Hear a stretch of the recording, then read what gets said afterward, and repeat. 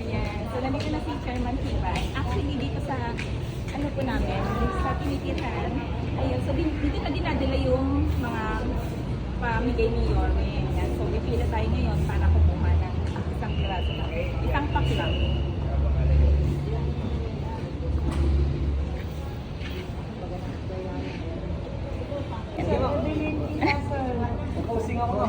Sir Evelyn Kilas.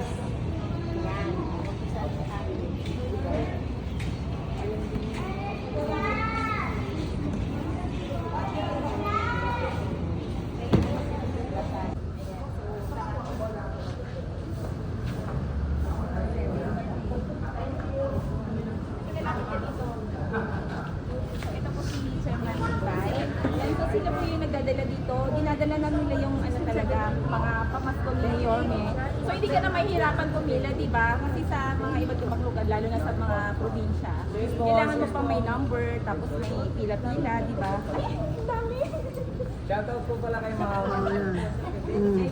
Vlog pala si Ma'am. So lahat talaga dito dinadala na, hindi, wala nang pahirapan na kumuha ng mga ganyan mga package, di ba? Ito yung pa-Christmas ni Yorme dito sa Manila. Dito kasi, walang mayaman dito, walang mahirap. So, lahat pantay-pantay, mag-ibigyan itong package na to. Ay, hindi na. Mas gusto ito ni Yorme sa mga batang Maynila. Di ba? Tama, kuya? Ay, ako. Shoutout po pala kay Ma'am. Thank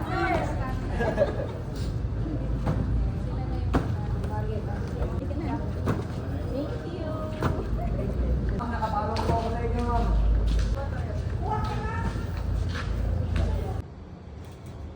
Ito na yung galing kay Yorme. Thank you, Yorme.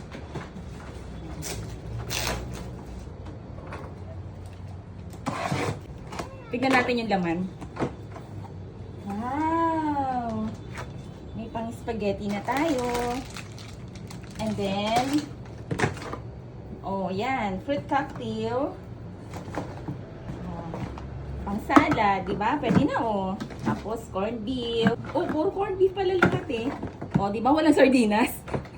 Limang corned beef. Tapos bigas. Oh, pwede na. Panghanda na natin to sa Christmas, di ba? Hindi na ako mamimili. Oh.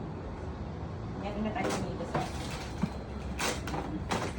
Thank you, Yorme. Meron akong binalot na gift para kay Chairman tsaka sa asawa niya. Ayan. So, bibigyan natin ngayon.